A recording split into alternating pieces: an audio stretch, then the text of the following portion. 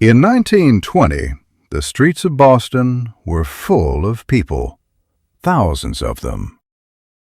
They all waited in line to give their money to one short Italian man. They thought he was a financial genius, but he had a terrible secret. A very, very expensive secret. To understand this wild story, we must go back to the beginning. Meet Charles Ponzi. In 1903, he arrived in America on a big ship from Italy. He stepped onto the land with big dreams. He wanted to be a huge success, but he had a small problem. His pockets were almost empty. He had exactly $2.50. That is it. That is barely enough for lunch. Ponzi looked at the rich people in America. He saw their nice clothes and big houses. He said, "I want that." But Charles Ponzi was a little bit lazy. He did not want to work hard for 40 years. He did not want to save small coins in a jar. He wanted to be a millionaire immediately. He tried many jobs. He washed dishes. He was a waiter. But he was not good at them. He always looked for a shortcut. He wanted the easy road to gold. And soon he found an idea. A very interesting idea. One day, Charles opened a letter from Spain. Inside, he found a small piece of paper called a reply coupon. He looked at it closely. Then he did some math. He realized something amazing.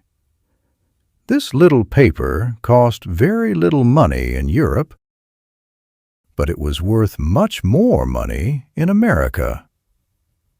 Charles's eyes turned into dollar signs.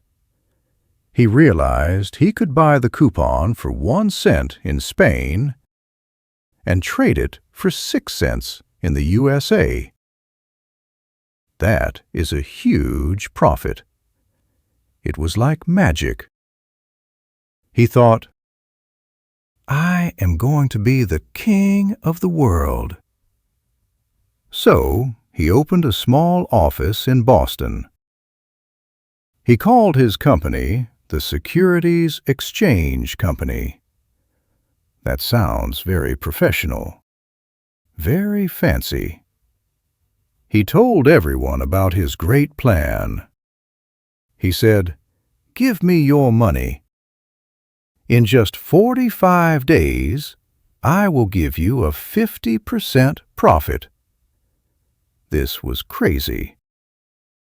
At that time, banks only gave people 5% profit in a whole year.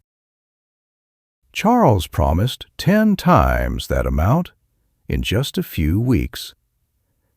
People were suspicious at first. They asked, "Is this real?" So a few brave people gave him money. 45 days later, Charles paid them. He gave them exactly what he promised. These people were shocked. They ran to their friends and screamed, "It works! He is a wizard! Give him everything!" Soon, the line outside his office was down the street. Everyone wanted to be rich. But there was a tiny, huge problem. Buying the coupons was actually very difficult. There was too much paperwork. There were shipping delays. It was impossible to buy millions of them.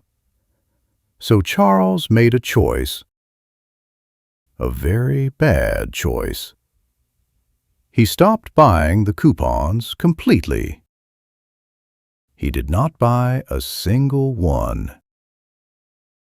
Instead, when a new person gave him money, he just took that cash and gave it to the old investors. He used new money to pay old debts. It was a fake business. It was a lie. But as long as new people kept coming, nobody knew.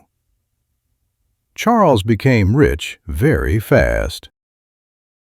He made $250,000 in one day.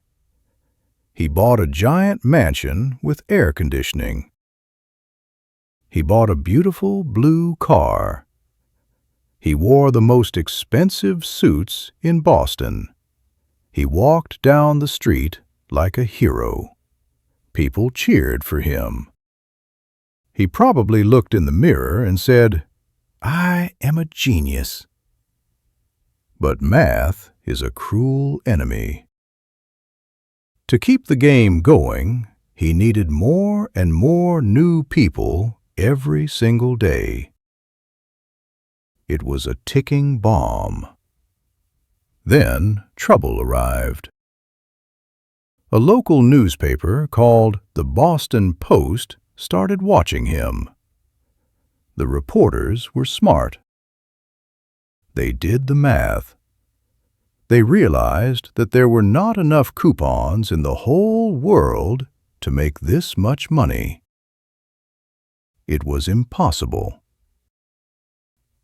They wrote an article and asked, "Where is the money coming from?" Charles got nervous. He smiled at the reporters and said, "It is a secret. Trust me." But the newspaper did not trust him. They kept digging. The bomb was about to explode. The newspaper article was the spark. Now came the fire.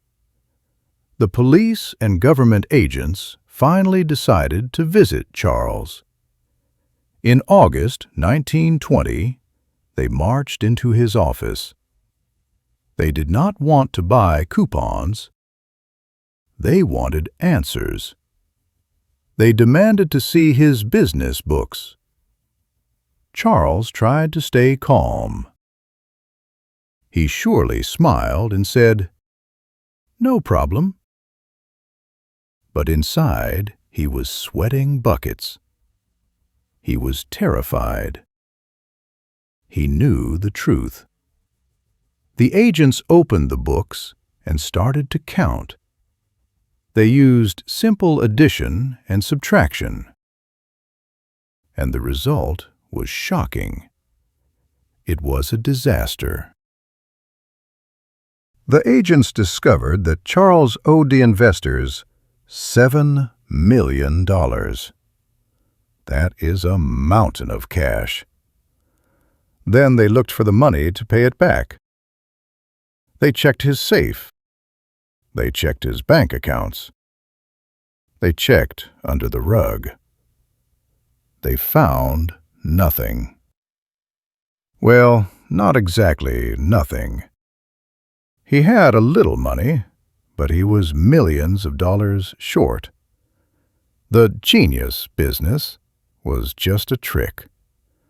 There were no coupons. He never bought them. He just took money from Peter to pay Paul, and he spent the rest on his fancy blue car. The police looked at Charles. Charles looked at the police. He probably shrugged, "Oops." It was over. The bubble popped instantly.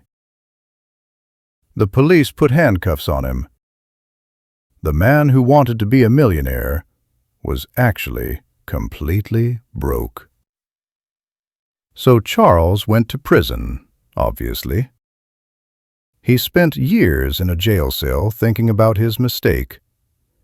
When he finally got out, the American government was not happy with him. They said, "Please leave." So they sent him back to Italy. Later, he moved to Brazil to start a new life. He tried to work, but he never became rich again. His magic touch was gone. In 1949, Charles Ponzi died in a charity hospital in Rio de Janeiro. He was alone and sick. He did not have his mansion. He did not have his fancy blue car. He had only $75 in his pocket. It was a sad, quiet end for the man who once made Boston cheer. But in a strange way, Charles got his wish. He wanted to be famous, and today he is very famous. Whenever a fake business steals money using his trick, we call it a Ponzi scheme. His name is now legendary. He wanted to be known as a financial genius. Instead, his name means crime. So if someone promises you a 50% profit in 45 days, do not give them your money. Just remember Charles and run away fast.